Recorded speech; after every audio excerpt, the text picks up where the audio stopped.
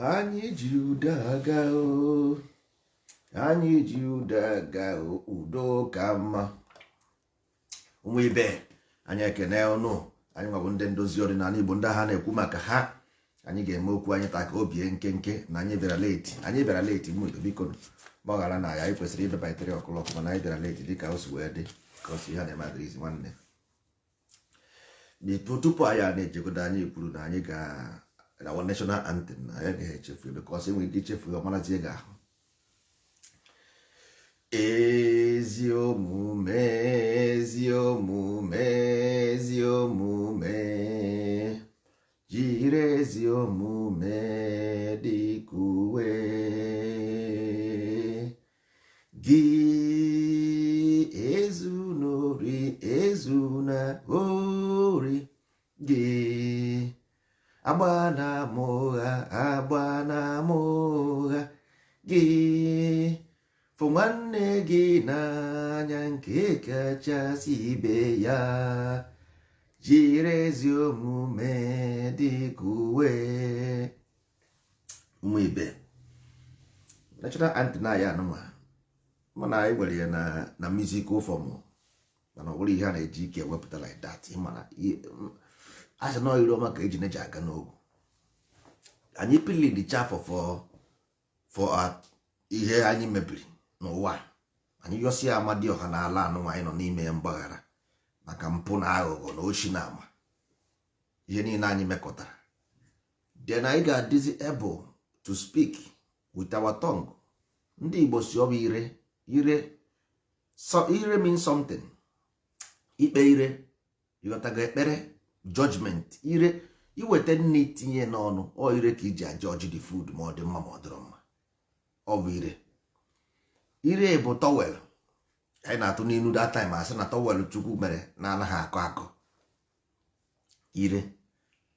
Ire bụ nnukwu ihe, ọ dị very important. If you lose taste, igwe irikọta nri coronavirus, asị na ọ bụ iluzuo taste, i mere corona, ịghọtago, iluzuo taste nwanne ịbara na akụkọ, so ị gaghị amazi taste of food.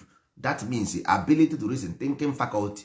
You maghị taste of food because you don't have morality. You maghị between wrong and right. That is the same thing if you lose taste of food. The same thing, you lose something in your mind that you don't understand what is right and what is wrong. That is the problem we have today. The problem is fundamental. Last time I say this every day by day. But you got to go na ekwuwe anọghị gburu nwata mana afọ ekwuru gburu okenye. The life you live is not yours. You got to go. The body you have is been borrowed. You borrowed the body, you borrow. Body borrow your body. The mind you have is yours. You have the mind is yours. But it's unfortunately the mind that is yours is not developed. The body is not yours. The mind that is yours is not developed. The body that is not yours, you don't have a control to it. If a man does not control his mind or body, he's not a man. Because you must have temperament to control your decision. Is your will. Is your will to carry on. That in a will is steering. So you cannot say that your ancestors left something for you and this thing is just about making some merriment. Anything from your father now about developing your ability, it make no sense. Be mindful for what you do. Be mindful of whatever you do. You cannot say this is my ancestry way, but this thing will give anything or add any value this thing add to your life. This not your, is a corrupt version. Enwere ihe a na-akpọ inversion. Ndị Igbo si na ihe ọjọọ gba afọ omenala.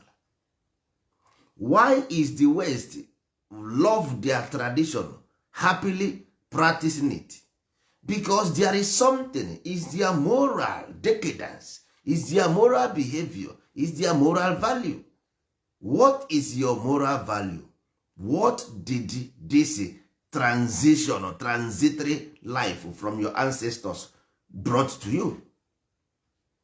What is the concept in it? What does it contain? What is the content? Ka ihe ọ contain, ka ihe dị ya n'ime. Ọrụ jos ị na-asị tradition, culture, religion. What does it contain? Kedu ihe bụ the objective of it? Kedu ihe ọ na-arụ? Ka ihe this thing na-arụ? Why did we have it? Gịnị ka anyị ji eme? Gịnị ka anyị ji eme? What are we doing with it? This thing is the reason why you have untimely death. This is the reason why you have criminals. Because your ancestors came before you. They would have solved something. Hey, live go this part of life wouldn't they live today? Hey, big you got to go. It's a shame in 21st century that people still live this kind of this life wouldn't they be now. 200 million years ago, jungle life. 200 million years ago. Jungle life has been lived in the bush 200 million years ago. Now this 24th century, somebody will go inside bush and start saying something nonsense from the bush. 21st century, you should be in your classroom doing discovery. You should be at home inventing something. In 21st century, you still go inside bush. I don't know what you say you are doing. This thing will lack of agwaramono because you cannot differentiate. You cannot differentiate, you cannot coagulate. Government is different because government means to govern the mind. You don't govern your mind. First of all, for you to understand the government external, you must understand the government inside. You must understand internal before external. If you don't understand internal, you cannot understand internal. You can't. That's why you see government as they are doing, they are great, because you lack sense. If you understand government here, then you will understand that these people, they are executive. They call them executive, is to observe you, not to give you. You see street lights on the street because we here in the West, we pay tax for that thing to be there. We are paying the street light every month. But in Nigeria, you don't pay street light. I na-akwụ ụgwọ dustbin here, then come and take our dustbin. We pay every month. It's not free. All this road you see here, we pay for them. They are not free. So you don't say government to come and build road for me, government to come and do me this. Government means service. Who is going to service you? Somebody go and serve. Government is the govern the mind. The govern the mind is the creator of the universe. So if you want to go and serve, ndị Igbo kpọrọ ya ife arụsị, isi na ha efe arụsị gbafuo, arụsị egbuo, arụsị ataghị. Ife arụsị bụ government to serve the natural law, to serve nature. That's it. Ife arụsị is serve nature. What you do as meditation. You got that? Because you must understand here to understand there. If you don't understand here, man, you cannot understand there. This is just stop. I say, mother, I was no when. Mother, I was no when. You got that? Mother, I was no when. Our things, look, life is. You got to go. You must go the brain side. Go to the onye ọbụla gwara gị anything n'ụwa. Okiwere ezi omume adịghị n'ime, ezinohi adịghị n'ime, agbara ama ụgha adịghị n'ime, ifụnanya adịghị n'ime. Just ji aka gọrọ mbọ, you will hit block. Ị ga-hit block. Oh, na somebody tell you anything in this life not about ezi omume, ezunori, because ezunori you must have profession. Onye na-enwe profession ọ na-ezuri ka ọ na-ezuri. Ị ga-eje gịnị wee zụ ụmụazị? Enweghị profession, ị ga-eje gịnị azụ ụmụazị gị? Enweghị value. Ezi omume bụ value. Enweghị value. How do you sell your product even though you have profession? Enweghị ezigbo omume. How do you convince people na ịbịa bịa rụrụ m ọrụ ị gaghị ezu m ori, ma ọ bịasị gị rụrụ m ọrụ ị gaghị ezu m ori? How? So first of all, no matter whether you are rich or poor, trader or not trader, company owner, ị ga-enwe ezigbo omume for you to attract customers. For you to attract customers, ị ga-enwe ezigbo omume. ebe ọ sọrọ na ndozi ọdịnala here, I say it every day, you must have something doing, because if not, onweghị ka anyị ga-esi, we cannot trust you, because onye enwe ihe ọ na-eme. Idleness is a devil's workshop, because always your brain will be, iruo n'oge ihe eji mmadụ eme, you need deodorant, you need pant, you need stockings, you need ihe niile. So ọwụ na izu ha ori, how did you get them? You see why ndị be anyị nwere spiritual debt. Ndị Igbo, we have a spiritual debt to have to pay.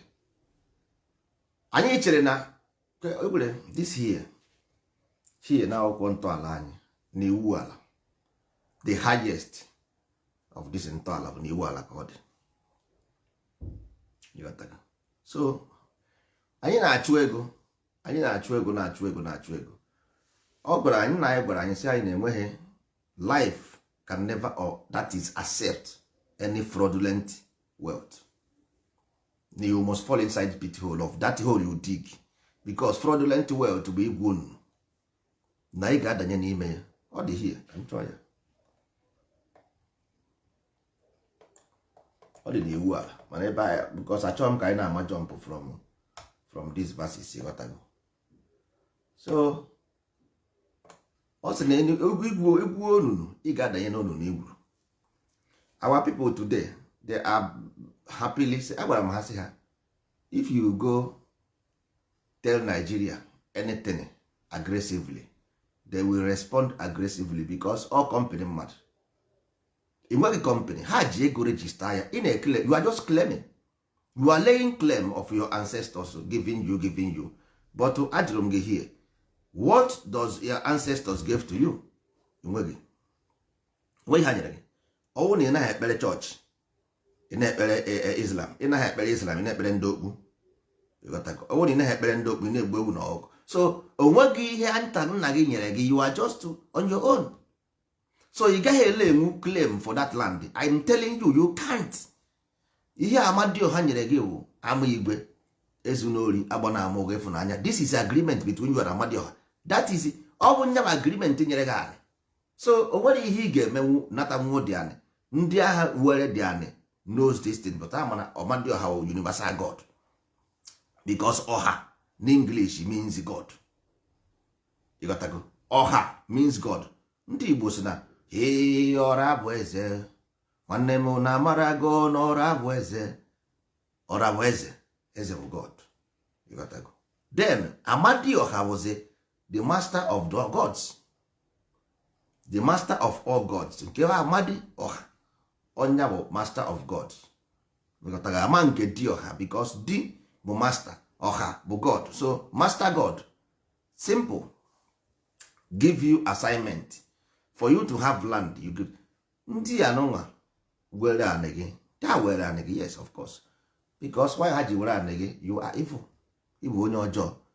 Then because the backup, ọ dị ka kọmputa nwere virus, o wepụ virus ya, ndị haka ya kọmputa ya, zuo ya oshi ọbaba, ka ihe ji wepụ the virus. Asị igo ya antivirus, esi mba eji ha ego, ihe ego antivirus, ruzie mgbe ha akịrị kọmputa gị, zuru ego gị ebebe. Hey, ndị ha akịrị kọmputa m, ha awere ego m. Yes, because it is antivirus. So this thing will common thing. Enweghị mgbe ị ga-emegide ihe na-eme na Nigeria, ọ gaghị awọk. Because ya ọ gaghị awọk, ọ bụ because of you want to pity. Who will pity for you? Nobody. Nobody will pity for you, because life itself is here. Life itself nwere creator. Life will have a creator. So the creator of life gave you an assignment. Do you want to cheat God?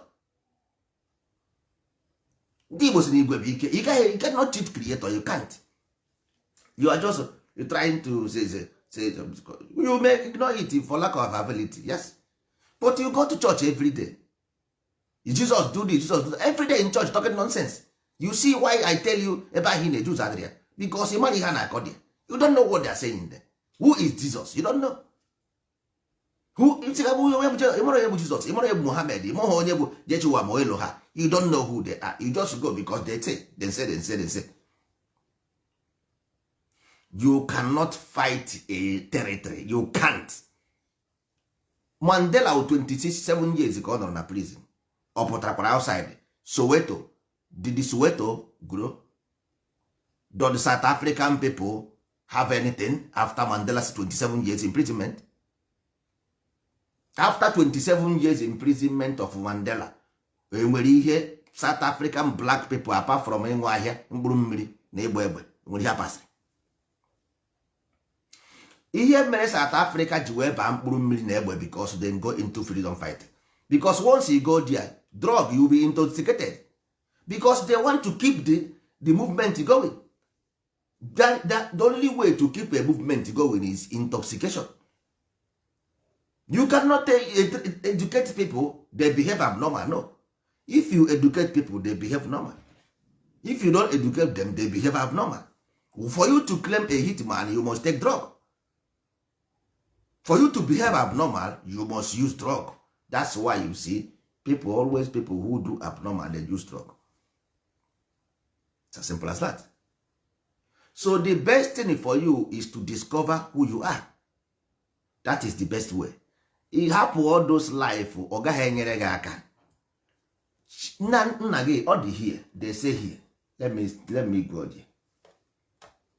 Ndị Igbo nwere ihe a na-akpọ ka m bidogo dị na somewhere. Ndị Igbo nwere ihe a na-akpọ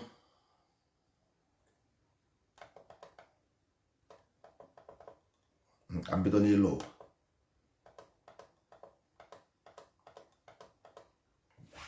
Ndị Igbo nwere ihe a na-akpọ ịlụ ụwa. Ịlụ ụwa. Whether you go to church, you go ọgbasa m. Ịghọtago ihe mma bụ na Igbo bụ ihe mụrụ gị, ụzọ kpụrụ gị. Ụzọ kpụrụ gị, and that your body nwere information na n'ime. Ma ị gara chọọchị o, ma ị gara Islam o, ma ị gara Jehoshua o, ma ị gara Judaism o, the information nọ na body gị remain in the same information. So now, ọ sị gị ịlụ ụwa. That is it. Ịbata ebe a nwanne ọ wụrụ about ihe apịrị apị ma ije gbuo ọkụkọ ma ije gbuo ewu, ọ bụrụ ya. Ọ sị gị na ị bịara hie ebe ị nọ hie wụ Serengeti, ọ animal kingdom. This is animal kingdom. You must know that. So onye chi igu ka ewu na-eso. Ọwụ na ị maghị ihe n'ụwa ejiri gịrị ọgwụ. Because as long as everybody here must survive by it, everybody on this earth survive by eating. So once you made a mistake, you got food. So kwa gị ụwa. Ọgbanje bụ kama. Kama bụ gịnị? Amateur. Because nwere ihe ọma ọ JHC. Ọ JHC because ọ mara ihe, he will free himself from karma. JHC mmadụ gara eme ịgbere ike ga sign ya contract, sign ya contract, ma ihe dị na contract ahụ a ga-egbu gị egbu. Ị ga sign ya. Ozie mbọsị a ga-egbu ga-akpọta gị na court ka egbuo gị. Isi aka m dịkwa ọcha achị gị. Mana na akwụkwọ ịsaịnịrị na asị na a ga-egbu gị na. Ọ sị mana amagha m nọ ihe edere ebe ahụ tie ị maghị mana ịsaịnị go na so a ga-egbu gị nwanne. Because that man na-achọ igbu gị, ọ take go oath na ọ gaghị betray his office. O nwere iyi na office ya, he cannot break it. So yes, he might feel for you. O nwere ike feel for you being ignorant. Yes, but ọ ga-asị gị blame where you came from. You got to go your background that did not train you. Mụnwa na onwe m, I was trained to execute my duty. So I will not fuck up. This is my duty. You got to go. Agaghị m ekwo because of him a mistake, then agaghị m execute my duty is my duty. So all you have to execute you finish. So next time ị mara ihe, you got to go. Once ị mụrụ nwa, zụọ ya azụọ. Ọwụ na ọ bụghị ya, ọ ga-abanye na problem. Ọwụ na ọ bụghị ya, the child will enter problem, life and direct. The child must enter. Ọ ga-enwe friends. Ọ kapụọ friends ya asị ya bịa nwanne ka ije na punk ka ji sie ife isi. E nwere ike ije ebe ọ na-esi ife isi. o nwere ike ofu eno na akụkụ ebe a na-esi ife isi nwere ndị oriri ego ha ma ngwo ndị ozuru ori a better place chụrụ onye ahụ bịa because ọ wụ onye ọfụ ọji eji esi ọmaghị ndị masị ụzọ ama na windo ndị mmanụ amago windo mafusie ngwa na oge onye nkịtị eweruzie ngwa bụ n'anya ọ bịa ka anyị jee bịa oyiwa bịa duje m ozi like mbe na enyi oyi mbịa duje m ozi eje ma na ajere izu ori ma ha jere ịgba ama ụgha iru ebe ahụ tutọrọ ịma ha ihe a na-akọ iwuru victim.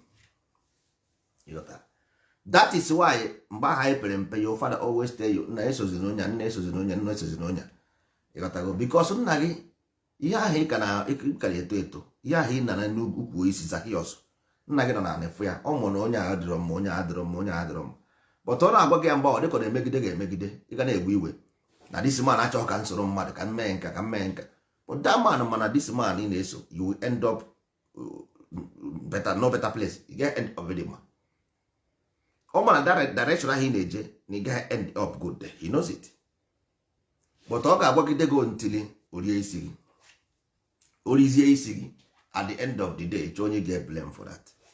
Today m gwara our youth Nigeria agbara m na every day by day Nigeria bụ mmadụ nwe ya life bụ agreement ka eji ebi n'ụwa. That's why you see everybody nwere religion. Everybody, whether you understand this or not, that's your problem.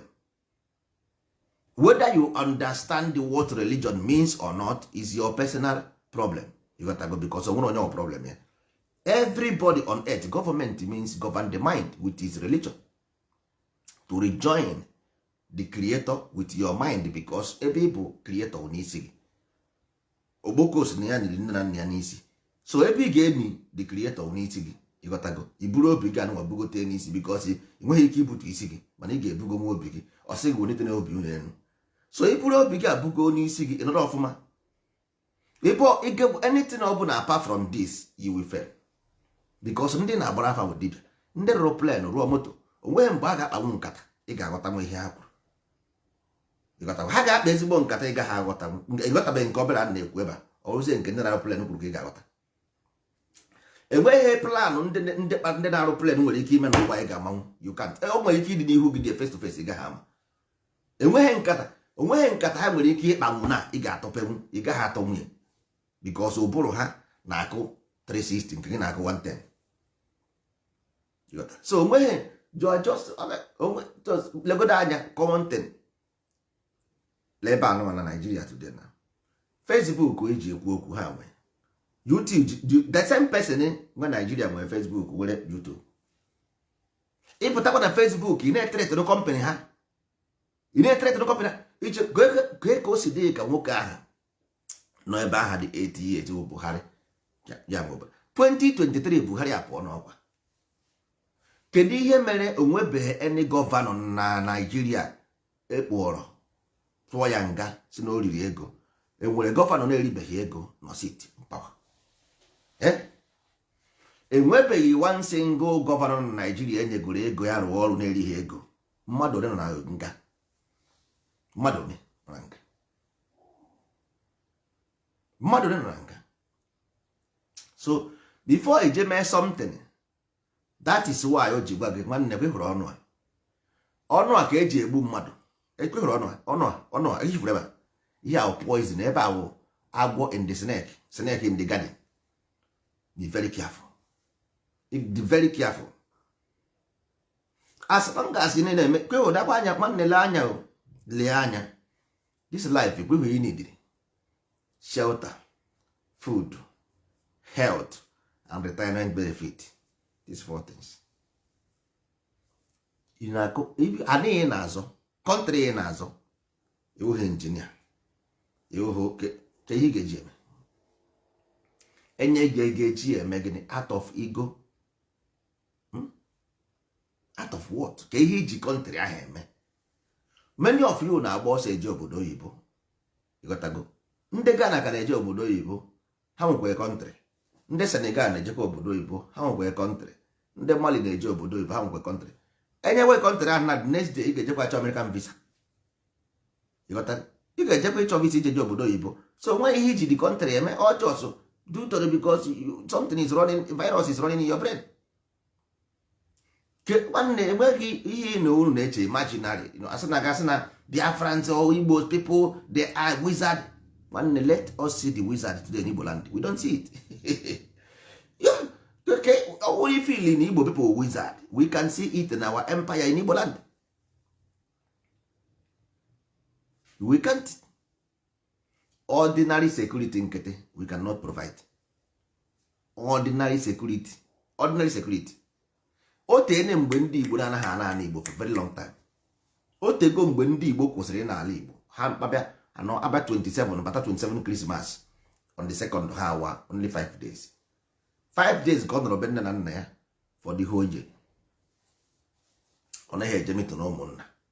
Ọ naghị eje mitin ụmụnna di. Ọ naghị eje mitin Ọgọst ara emekwu na Lagos.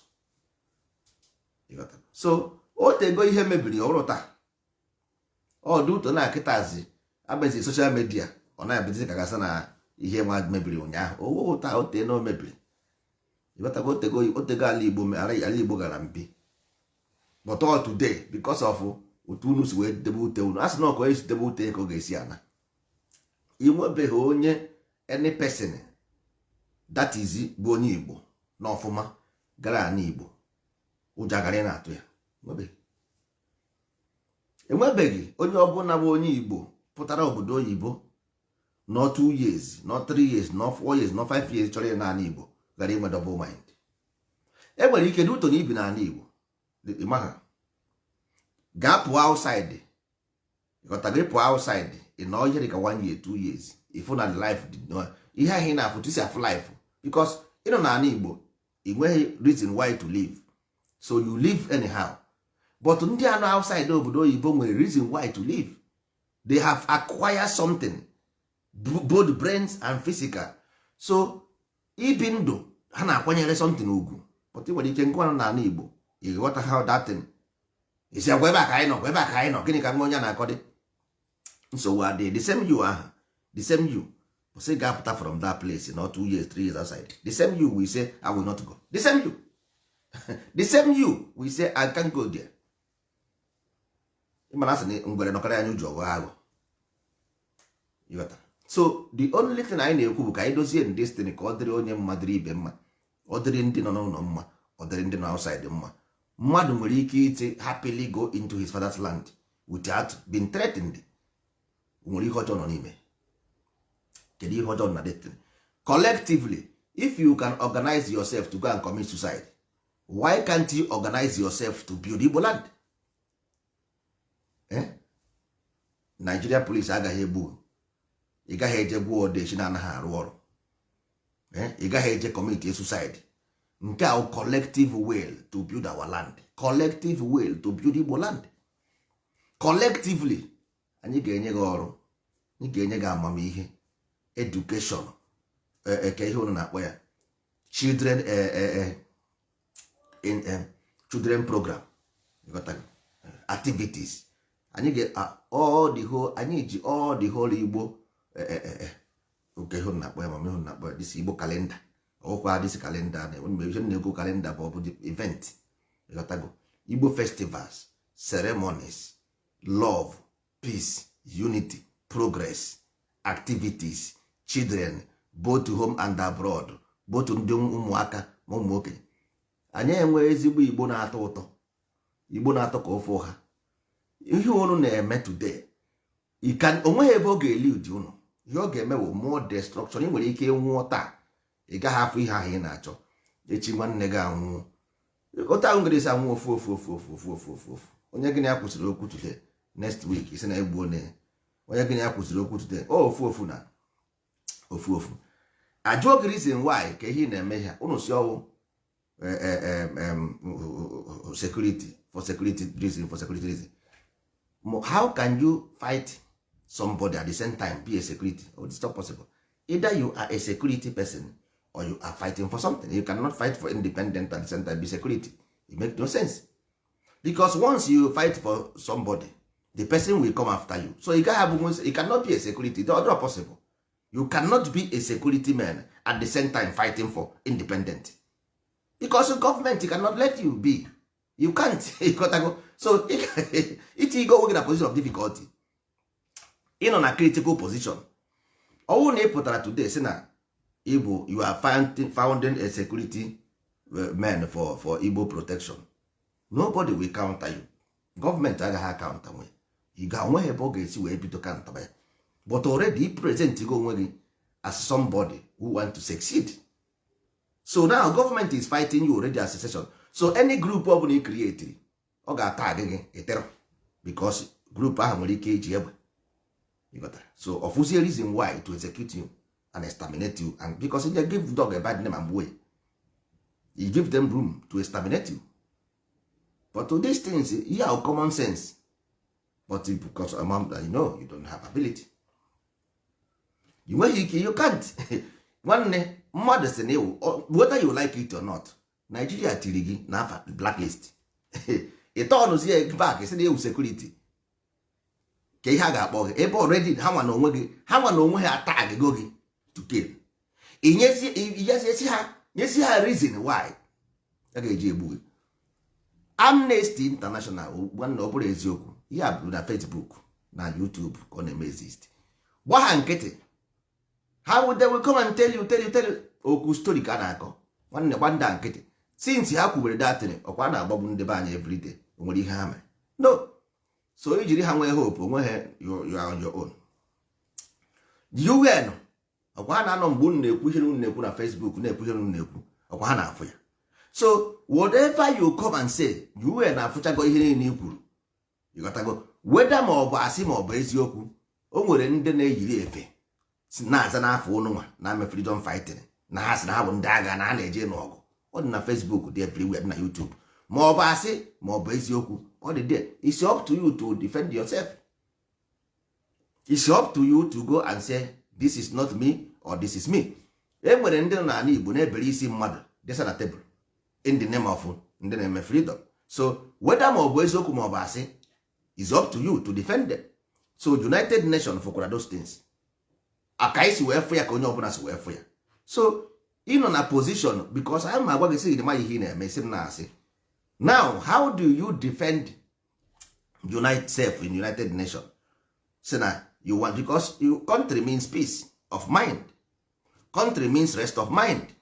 So if you say that I want country and this is what you are projecting, na nwanne, who will be your friend? Who will support? Because maybe inside your mind you frustrated, you are just doing anyhow, okay, but enwere ndị victim, enwere some people feel na ha ihe na-eme eziokwu, they want to join you. You got that? So that's why njide ndere ebe number 1. Ọwụ na ndị be anyị feel na ancestors ha nyere ha ka esi agwọ ọgwụ iji egbe egbe, iwere ọgwụ jee buru egbe, were ọgwụ iji bulletproof, iji ha ezigbo egbe, iwere amesị ije gbuo dibịa. Nwanne, duru mmụọ gbuo mmadụ, duru mmadụ jee mgbarụ. Dibịa egburu onye be ụnụ, onye gwara odechi jee igwu ọgwụ egburu egbu onye be ụnụ. Ụnụ na-abụ ofu ndị obodo, ịfụrụ ya ihe m na-agwa gị. So ihe m na-agwa ụnụ ihe a bụ na ọ bụrụ na ihe ọbụla nna gị nyere gị n'ụwa, your ancestors nyere gị, abụghị to develop your mind, nwanne gafuo ya ọ bụrụ eziokwu. Nke odeshi a ga-eme ụnụ, nke odeshi a ga-eme ụnụ n'anya. Ị ga-afụ nwatakịrị 17 years ọwụrụ ọgwụ jikọcha ahụ ya niile, ịjụọ ihe ọ na-eme, ọchịchị na-eji ime freedom fighting. Ndị na-eji ịgba egbe with them, ha oji ihe ahụ iyi. Ndị na-eji ime iti ha oji ihe ahụ iyi. Isi mba ntịrị na ụmụaka anyị need education, ụnụ atị mba. Ụmụaka need to go back to classroom. They need to go back to classroom. Ka anyị jide na ụmụaka jide ha ka ha agbụ kpọrọ ha jee classroom. Ka mmadụ ga-esi anya kọsị ihe niile na ahụ gbara aka jemiti onye ọma ihe ejiri egbe. Ọma ihe eji egbe, ihe dị egbe n'ime, mana akpọrọ ya nsi. Ya si egbe nsi nọ egbe n'ime. Ke ụdị nsi ọzọ ị ga-agwọta ga-akarị nke na already na ọwụ nsi egbe ka eji rụ ya, nsi egbe ka eji rụ ya. Ke ụdị ọgwụ ị ga-agwọsị ga-akarị nsi ya. Ke ụdị ọgwụ ị ga-agwọ ga-akarị nsi ebe ọ bụ na ihe eji rụ egbe bụ nsi egbe. Ije mkpụrụ ọgwụ bịa banye n'anya na mmadụ one kịta na a na-eji agbawa osisi ndị dibịa agwakwuru m ha agwasị ha ihe unu na-eme ka onye kụziere unu ya. Ọ ga-akanyere anyị aka na ọ bụrụ na anyị were ezi omume ezu n'ori agba na amụgha ịfụ na anyị aga to industrialization, ga to normal life na agafuzie na ihe a ga to normal life. O nweghị onye an investor from outside nwere ike ibe n'ala Igbo mee a project, no, because they will first of all go to Google, Google all your village, go and do a research. If I go to Igbo land to invest, and make foreign investors, if I go to Igbo land to invest, what will happen? Ha ga-eme investigation. After doing the investigation, they will not come. You cannot do it on your own. You are not alone here. This is life. Nwanne ị gaghị eme, you cannot do it on your own. Ihe na-enye ndị be anyị nsogbu, I understand the frustration. They have no reason to live. Yes. Because nwere ihe niile ị na-eme bụ zero. All zero. Zero zero. Na 24th century ka mmadụ si ya chere ije na onye amị ọgụ. Onye amị dịsi onye ndị amị ị na-ekwu okwu ya. Onweghị ụdị egbe ha na-enweghị. Ma drone ma nke na-efere ma nke na-aga naanị. Ndị na-eji nụsọ ọgụ.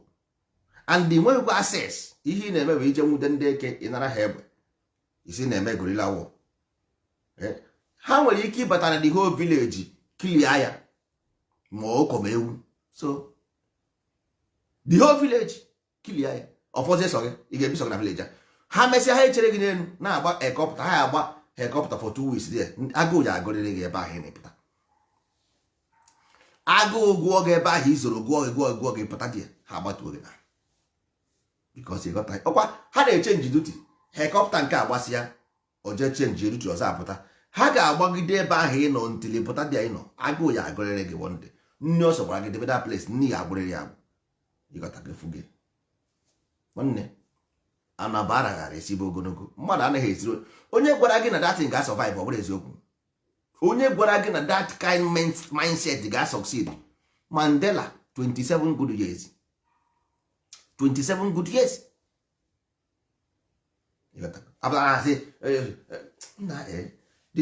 Onwe ka detin nọ na-eme meditate na ọ na-ahụ makpata oyi. Because ana afụ ụmụazị a na-agba egbe, a na-agba egbe ndụ. Ihu onye Igbo tọrọ na anya otu asị na-agbagburu ya agbagbu. Ịhụta ọgwụ ọnya si na ahụ. Datin ọ na-ekwe m nne na ana m ekwe ya na ya anya. Nso ọkwara isi bepụ ka m na-agwa okwu yesterday. Mgbale na look at onye a na ọwụ na onye a nụrụ ihe agwa ya yesterday ka na ebe a. Nwanne ihe abụrụ a hero. Ihe bụ stupid. Nothing like hero here. Under what? Hero under what? Hero under onye anọ ebe a now. Hero under what? Under what? That is it. Nwanne jụọ onwe gị ajụjụ. Ask yourself question. Your ancestors left something for you. Ha debere unu nnukwu ihe. Na-ekwe ya ebe a.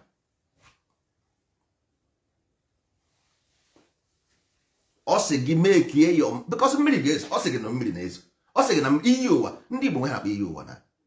Yes, ndị Igbo nwere akpa iyi ụwa. Why? Because fluid. Ihe na-eme unu today is fluid ka a na-akpọ ya. Ọ iyi ụwa. That thing mere no before Noah were rụọ ark of Noah. Or fluid. Because that is natural. Ọ ga-abịa n'ụdị okwu ifuru a na-ekwu ekwu ụtọ nda. Okwu chaos. Fluid ga-abịa dịka okwu ọ sị gị make your mind great as like a trading dike. Enwe ihe na-akpọ dike. Ihe ahụ ọ na-eme ịpaki ụgbọ mmiri ịtụ ya n'ime mmiri ọ baa na anị mmiri je jide ụgbọ a. Gị mee your mind like that, which is ezi omume ezinụlọ agba na ama ụgha ịfụnanya. Ọ ya bụ ihe ụwa. Ezi omume ezinụlọ agba na ama ụgha ịfụnanya bụ ihe ụwa. Ịghọtago? Ọ ya bụ ihe ụwa. Ma ọ bụ na ị maghị mara ya. Ọgbanje bụ akọ na uche. Ọgbanje bụ akọ na only akọ na uche can free you from karma, nothing else. Ọsọ gị ụdị ọgwụ ọ sọrọ gị gwụọ, ụdị ọgwụ ọ sọrọ gị gbuo, kekọrọ without akọ na uche nwere ebe ị na-eje. And without ezi omume no akọ na uche for you. All those meat for children is for celebration, not for adults. anaghị ama aka ekpe na nka. ịghọtago? So the best thing ndị be anyị kwesịrị ime bụ ha si from the side of chaos pụta, let them go, because life give you room. If you want chaos, ready to fight life, you ga fight with natural force. You can't. You ga fight with natural force. Go to the right where natural force is calm. Oburu gị na-eje, mmiri na-ahụrụ onwe ya, mmiri na-ehu ehu, oburu gị na-aga. If you go to the left, you go against the tide. Mana ị ga-egwugide mmiri ike agwụghị, because ị na-egwu ogwuo obuchi gị agha azụ. Ọ sị gị 1 step forward, 2 step backwards, 1 step forward, 2 leg backwards, 1 step forward, 2 step backwards. Ọ ihe ọ ga na-eme gị. Igwu ogwuo ịkwụsị ha n'igwu, o burukwa gị woo. Igwu ogwuo ịkwụsị ha n'ibu, o burukwa gị woo. Ọ ihe ga na-eme forever and ever, because you chose to go to the wrong side. Go to the right side. Ịbịara tụfịa agba asị m ihe ọjọọ achị amị na nwanne. since m bidoro n'ụba maka DC Nigeria ka m ji mara na really na mind is very powerful. Nke a ka m furu kwe na mind is very powerful, na mmadụ ga-afụ ihe ga-egbu ya otu a je were aka sonye na ya. Mmadụ ga-afụ ihe ga-egbu ya otu a were aka sonye n'ime ya. Kedu ka anyị nwa ga-esi ha? Ndị Western nke na-ewute dị bụ politicians. Nwanne ama m na ịmaghị about Igbo because unu bụchi Jizọs akpagharị. Yes, eziokwu. But do you know that whether you like it or not, ihe ahụ ị nọ as a government, that you are in accordance with law of nature? Yes, if you know, then these people, o nwere ndị bụ victim n'ime ha. Not everybody will criminals. O nwere our children bụ victim. Ndị na-agba okwu ọhụrụ ndị choose to die. All those who have already decided to die. No. O nwere those ones so ignorant, ndị ọgbanje, novice, apprentice, ndị na-ekwu maka ya. So these people, ọrụ na these people kpọrọ onwe ha governors, enwere ike find a way to save their own people. Na nwere ndị na-esi ebe a gaa Africa ga save elephant inside desert. Elephant actually, ndị na-ede hunt elephant tons ha ti ebe a gaa Africa ga save elephant in desert. O nwere ndị na-esi ebe a ga save animals, extincting monkeys inside the bush, sacrifice themselves. O nwere ndị na-esi ebe a medical frontiers, go to countries ebe nwere diseases, sacrifice their lives to make sure that this disease come to an end. You nwere governors and you see your children dying mercilessly. Ihe mere we change here from Monday to Saturday ịga school. Simple, because you want that thing to continue. So ndịzi governors makwa na ihe ndị a na-eme out of ignorance, they know. So onye ọbụla gbachi nkịtị, gbachisie nkịtị, because yes, ha na-eme ihe ọjọọ, we know. Nobody, onwere onye na-ama ha na ha na-eme ihe ọjọọ, but the reason why eji wee rụọ ụlọ ọgwụ ọkwa na mmadụ ahụ adịghị mmadụ, na that's why eji wee nwee ụlọ ọgwụ, so that ọ bụrụ na onye ahụ na-adịghị ọbịa na-agwọ ọnụ ya, ọkwa ihe eji wee rụọ ya. So ihe eji rụọ gọọmenti to put peace and security, that is why they build it. Or what about who is inside? Or to create environment for peaceful coexistence. So onwezie ka esi wee nwezie ụgba n'ala Igbo, ndị gọvanọ achịnye aka elu, wee don anyị gwara ha ekweghị. Ya wụrụ ha gwara ha anaghị amụ aka ekpe na nka. You must create an avenue to attract them from that place, remove them from that place. Unu enweghị option as a governor. You must stop these children from dying. You must, because they are drowning. Ha na-ama ihe ha na-eme na anwụsị. Ndị nwa na onwe gị bụ gọvanọ mana ndị a ga-anwụ, you know it. o meghị n'izu ome n'ọnwa ịma ya na enweghị ihe ndị a ga-emebe si ebe ahụ move nke ọ gọvanọ already. So onweghị ebe ha ga-eje ịma ya because every month a na-ebunye gị millions of nairas every month, you know it. And ịma na enweghị mgbe ị ga-ahapụ ndị aka ha hapụzi na millions of dollars every month. And ịma na ndị enweghị ha ga-emegide ruo ebe ị nọ because ị nwere enough security, you know it. So and ịma na these people go and confront this government na a ga-egbu ha ịma ya, then why did you choose to leave your own children die because of the misroad? A sị na ekwube anọghị gburu nwata mana afọ ekwu gburu okenye. Mgbe disi ụmụazị a anọ na-ekwu ihe a na-ekwu ọkwụ na-enye ha ego ha wee na-ekwu ya kịta na the victim bụzi ụmụazị anyị. Mgbe unu na-apanye ha ego ka ha na-ekwu nọnsensị a na-ekwu jidere ụmụazị anyị n'ọrụ today ka ebe unu nọ, where are you? So the blame unu ga-enwe 80% of the blame because okenye anaghị anọ ewu anwụrụ n'ọgbụ. All of you were there, short, keep mouth shut. Kịta na ndị ga-anwụ bụ ụmụazị anyị and they will die. Ha ga-anwụ because a ga-agbagbu ha. A ga-agbagbu ha. Onweghị any country in the ịtry ya na America the same way ka a ga-agbagbu gị. Ịtry ya na Spain here the same way, the same day a ga-agbagbu the same day, the same first day agbagbuo gị. That the same day ịtry ya na Spain here nwa wepụta picture or video na public n'ime tren ndị amị. That the same day enwezi ofu onye ụnụ na Spain here, o nwere ofu mkpụrụ onye fọrọ na Spain ma na ọwụ Spain. Try ya na France just show video nya gwụkwa na eziokwu ọ fake video, show video nọ n'ime ọhịa ma o nwere ebe ụnụ ga-ama attack gbaa ndị eke egbe gbagbuo ndị eke. That the same day ebe ọ sọrọ ụnụ dị na France a ga-enip out to crush all of you. Try ya na America. So before you make something nwanne ị na-eme something mara ihe ị na-eme, ịghọtago, know what you are doing. Don't just die like that nwanne biko no. Don't nwụra like that. Imene your mother carried you for 9 months, 9 good months. Ama m na ihe esiri ike, I know, but don't just let this woman childless like that, no. Ụmụ nwanyị ndị Igbo ọwụ na ndị Igbo ịga na Spain na nga Spain so ndị Igbo nwoke juru ebe ahụ. Ịga na nga Germany so ndị Igbo nwoke juru ebe ahụ. Ịga na nga Thailand ndị Igbo nwoke. Ịga na nga Malaysia ndị Igbo nwoke. Ịga na nga America ndị Igbo nwoke. Ịga na nga Australia ndị Igbo nwoke.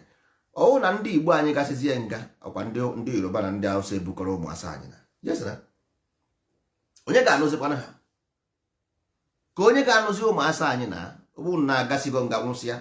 Aka na-ekwu ndị jere nga ndị na-agbagbu na ndị niile agbagbusiri agbagba ifo na Facebook ma ndị a na-edicha na Mazburia ọkwa dị mmadụ ọ mmadụ ka ha kwesịrị ịnụ na ndị mmadụ nwa mmadụ ka ha bụ dị mmadụ ka ha bụ. Everybody just shut na-ekwugheri.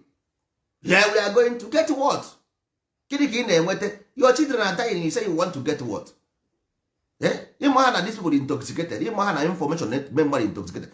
Unu na-aga n'ụlọ ụka every day, ịma ha dị intoxicated. Ịma ha na the same thing na-eme gị na-achọ Christ ka ndị a na-achọ. A na-asị gị pụta n'ụlọ ụka gwara apụta.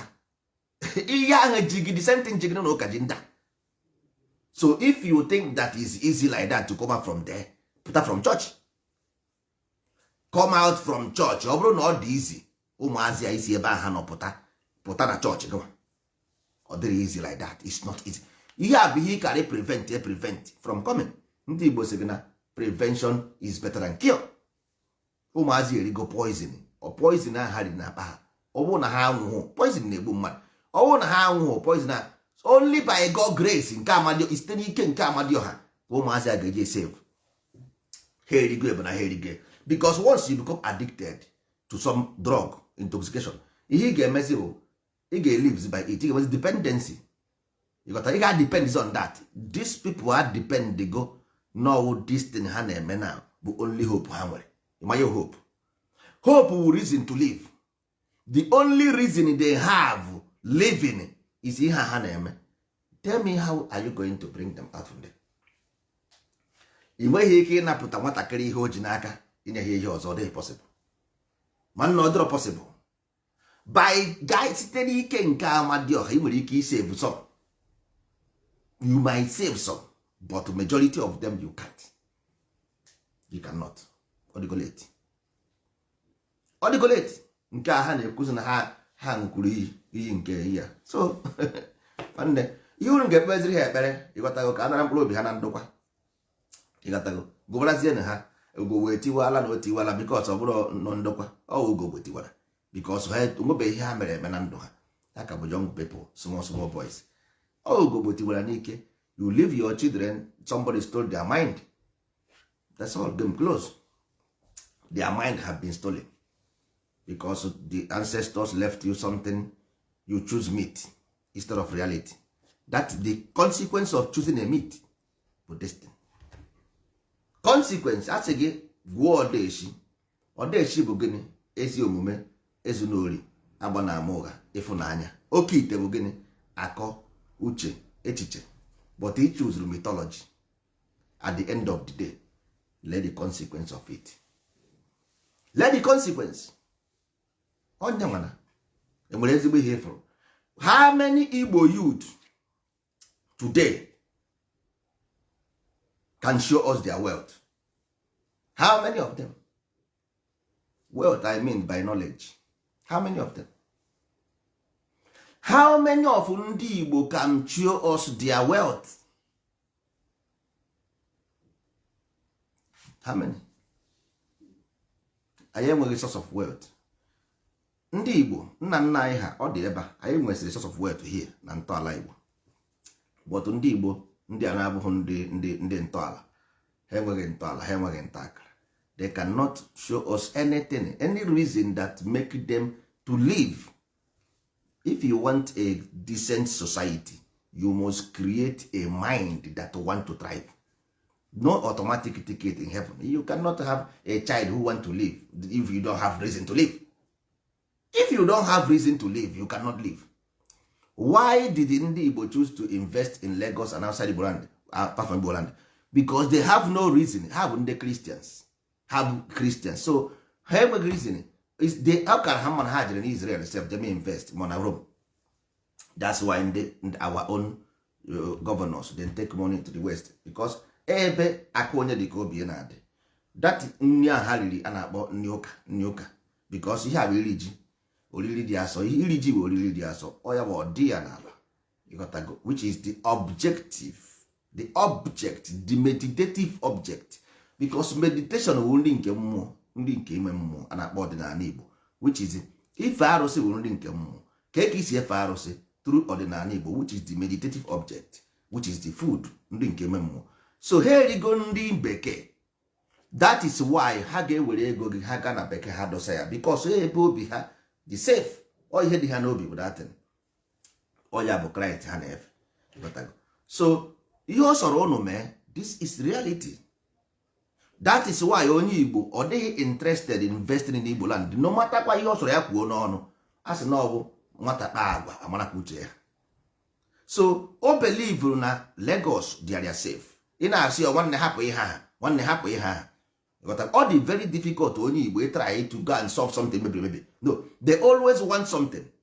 They never want to restore or rebuild. No. They always want something. Now you see Nigeria, for example, as Nigeria adịghị mma, go and transform it. No, but the one new nation. If you cannot be able to repair what is wrong, how can you get what is new? It's impossible, because from old you get new. You cannot get new without old. You must get old before new. No, but the one new without old, you see. So on the check here, you cannot get old without new. So if you want to get new something, you must get the old. Ka ebe the old dị, isekiri old a nere anya weruo phone ọfụ. Echi iru phone, inere old phone anya weruo new phone. You cannot say I want new phone, I want to build new phone. Ka ekwenu the ingredients ị ga-eji wee rụkwana ya na. Where is the ingredients? You must have information to build new from the old. Igbo people, go and check it. Ayrosi ụlọ. Even Nigeria, not Igbo people. Ayrosi ụlọ. Igbo means innovation. Igbo means innovation. The name Igbo means innovation, which is the judicial system. Because judgment, we say judgment, which is innovation. So once you know the evil, life will innovate you. Life will kill you and innovate you. Or gwogeba. One in the process of gwogeba is to clean you. Or is an arochi rimni is atari. You got to go see Igbo eze. eze ata gị, ezetasịa gị wee nwee ike iri gị n'afọ. That is what the job of Igbo. So anytime Igbo tiri aka to oppress somebody, that is the end of the Igbo. Ọ sị gị, don't ever take something that belong to poor. Don't ever treat the pauper. Don't ever take anything that belongs to low man, because you were in the position of training him. Why eji wee create in Nigeria for the Igbo people to train Yoruba, Hausa, Igbo, Igbo, Hausa, Bini, Edo, Ijo. Ihe m na-agwa gị ha fact. Nwanne ebe anụ ya na-akọ nonsense. Our message will remain forever and ever, so we don't say nonsense. Anyị ma the consequence of tongue, we don't use it anyhow. Igbo people eji wee kee Nigeria nye 36 states because of 36 alphabet. Igbo means ndị mbụ, that means ascension. For you to lift something, you need 360 degrees to lift, because once plane narị ọ na-elift to lift, ọ ihe ọ na-agba. Once mmadụ na-eto, ọ ihe ọ need to push, because ị na-arị ugwu.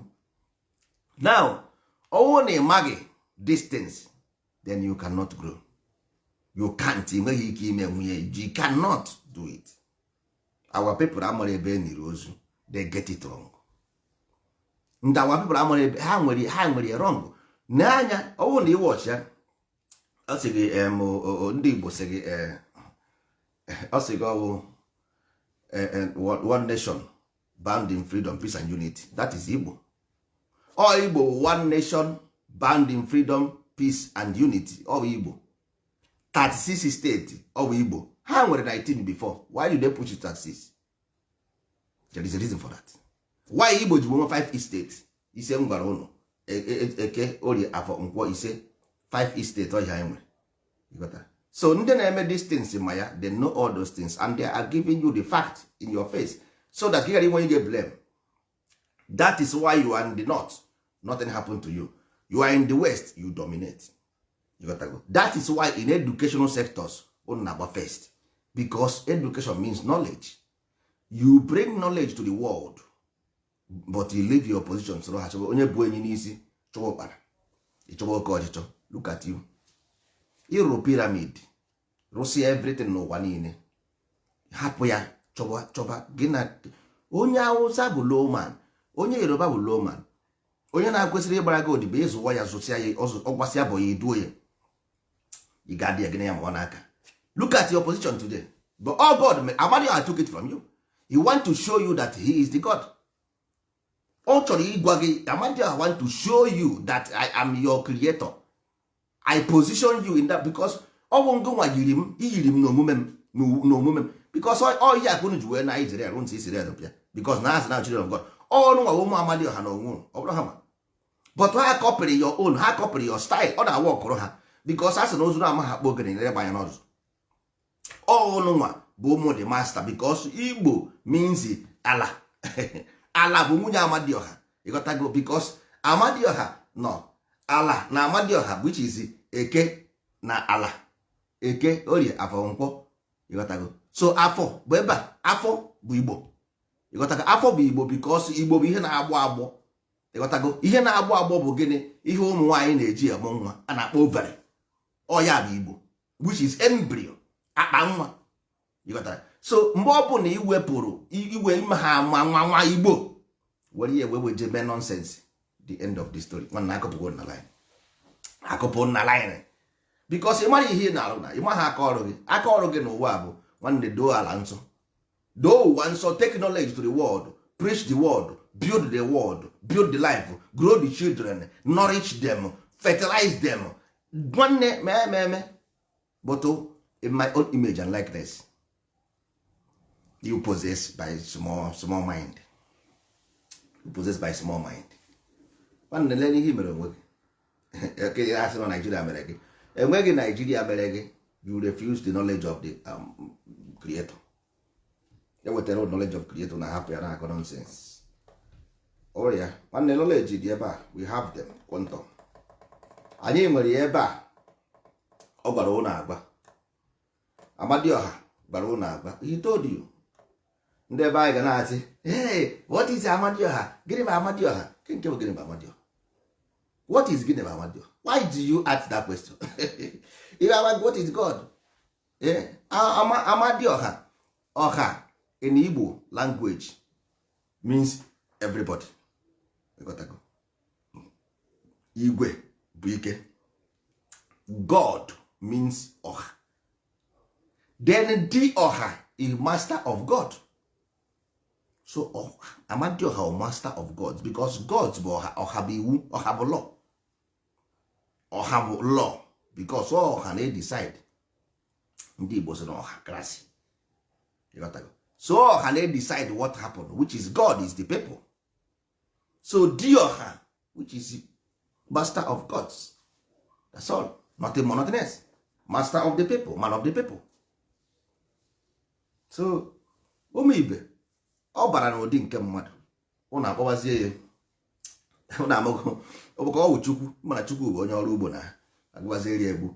Agadi nwoke onye isi nkwọcha, agadi nwoke onye isi nkwọcha buru ọgụ gị, onye isi nkwọcha were mma gị, onye isi nkwọcha laba alaba, onye isi nkwọcha okongwu, onye isi nkwọcha. Ọ Amadioha ka ụnụ na-agụrụ ihe aha maka na ọ nọ n'ime Chukwu. Ọ nọ n'ime Chukwu na-agụziri ya egwu agadi nwoke onye isi nkwọcha. Mana Amadioha bịa kpọzie agbara si agbara. Leele ndị a m wetara n'ụwa. Lee ihe ha mere m. Ha were ga ezi omume m tụfuo, were ezinori m tụfuo, were agbana ama ụgha m tụfuo, were ịfụnanya m tụfuo ka ihe m ga-eme ha. Agbara si ya sendere ha amoosu. Sendere ha amoosu nwanne. Amadioha sendere ha amoosu ọsọ ata. Onye nwa bụ ihe na-eme n'ala Igbo today nwanne agwọsịa ha ịba. A ga-agwọ ha ịba. A ga-agwọ ha ịba. Amoosu na-ata n'ugwu ogwu ọnụ. Hey, ọ na biskit ka ọ na-ata. Ịghọtago. So ya wọbara niile afọ n'ala Igbo today. Na-agwọ ịba. Nsogbu adịghị because a gwara m ha ekwe. I told them but they disagree. Ọ ga-eme ha n'anya. Ndị Igbo anaghị forge culture. Ndị Igbo has never forged culture before. There has never anything ndị Igbo ji wee mee culture bụ real. Ihe ọ bụla ịfụ na nta akara Israel. Ọkaigwe na nta akara ka ọ dị Israel. Ntọala na ntọala ka ọ dị Israel. Njọkụ na ọdịnala ka ọ dị Israel. Abụ dị n'omenala Israel. Dibịa dị n'umeala Israel. Enwere ihe ndị Igbo na-eme ha na afford. No, they use exactly life to create life. So that Amadioha bụ electromagnetism. Ọ na-eme ha ihe ma telefon na ụnụ ji ihe niile ọbụla bụ ọkụ ebe a ọ ya bụ ya. Ihe is light n'onwe ife n'onwe. So mana enweziri ihe ọma nwee ihe ọjọọ is up to you to choose. Iwerezie ihe ọjọọ for the consequence of ihe ọjọọ. Iwerekwana ihe ọma for the consequence of ihe ọma. So ụmụ ibe ọ ga-adịrị anyị na mma. Anyị jee pụta ụbọchị ọzọ anyị ka ya ekwukwe maka Genesis Genesis ụka anụ aba na mmadụ asị m ntọala chapter 2 ịghọtago. Anyị ga-ebido n'ezigbo omume ịghọtago ihe ezigbo omume ha pụtara because anyị ekwuo ne mana anyị ekwubeghị ihe ọ pụtara. So na dịsị ntọala chapter 2 anụma ntọala NTU ọ bụghị NTO ịghọtago ezi omume. Anyị ga-ekwuzi how Amadioha si baa n'ahụ mmadụ ka o si wee bitere ya ka o si wee sendere na amoosu ịghọtago. Then ka ekwe ka amoosu asị wee kwụsị ka ihe mere o ji wee kwụsị ka the secret code to navigate underworld before ya bazie na the third chapter ntọala ebe Chineke tara azụ poisonous fish butere ngenwa nsogbu ihe na-emetụde. Chineke tara azụ ịghọtago eweba na akụkọ. So nsogbu adịghị echi ị ga-ewetara ọ bụ na anyị nwee efe mama na ga na-emekwa ihe everyday anya mmadụ na-eme ka nkụ. Otu nsogbu adịghị anyị ga na-atara anyị na-eju anyị ga-abịa. So ọtọ ihe anụnwa anyị si n'eluigwe bịa. Anyị si n'igwe bịa. Unu gbasie ọsọ unu agụọ maịlị. Mark ya eso nwe. Mark ya eso ịgbagide unu ahụ aja isi ite wụọ. Maka ndị be anyị agara ụka erie ha white n'ụlọ ụka. So ebezie ndozi ọdịnala pụtara na-ekwu okwu a ha ga-asị ihe religion ịmaha ya nwanne ịnụghị oyibo ịnụghị Igbo. Ọ dị ya n'ala thy will on earth. Ndị Igbo thy will on art of life to master the art of life. Nwanne ị na-ayọ biko n'ụwa ị na-ayọ ayịyọ. Ịwụ poor man, ịwụ poor country, ịwụ poor man, ịwụ poor family. So ka ihe butere ya what causes ka ihe kọsụrụ ya gịnị cause ya? Lack of knowledge. So if you lack knowledge to start with, so ị nweghị knowledge of life. Knowledge akwụkwọ ha na o tere aka na ọ bụ na nna gị nyere gị, you have it already, but due to out of whatever, I don't know, amamihe onye ọbụla metere, ọ ihe metere ka ibu, so amamihe unu metere eji wee napụ na amamihe. So mana ọgwụkwa na if you come back again into the house of the holiness, then amamihe ga-adịkwara gị. But ihe ọma na-ata ụnụ anya arụ. How can a race despise goodness can survive? That ebe a bụ nwanne ụnụ agaghị survive onwe ya. Enweghị a race nwere ike despise ihe ọma ga survive. Ụnụ abụrụ ndị Igbo, ụnụ ekwuzikwa na ụnụ ndị Igbo, because Igbo wu savior, Igbo wu Christ, ụnụ na-ekwu maka ya. Igbo wu Njọkụ, Igbo wu Amadioha, Igbo wu Chukwu, Igbo wu Chineke, Igbo wu ala. So onweghị mgbe ụnụ ga-asị na ụnụ ndị Igbo. Ịkwụzina na Igbo onye Igbo because Igbo ya bịara gị ụgwọ. Ịkwụzina na Igbo onye Igbo. Igbo wu holiness, Igbo wu divine, Igbo wu paradise. Ịkwụzina na Igbo onye Igbo ka at least ị na-eme ihe ọjọọ n'oge anyị ihe ọjọọ ka ị na-eme. Mana ikwuo na Igbo onye Igbo bụrụ onye ochi na onye ama, ị gaghị last for long. Ya dịrị na mma.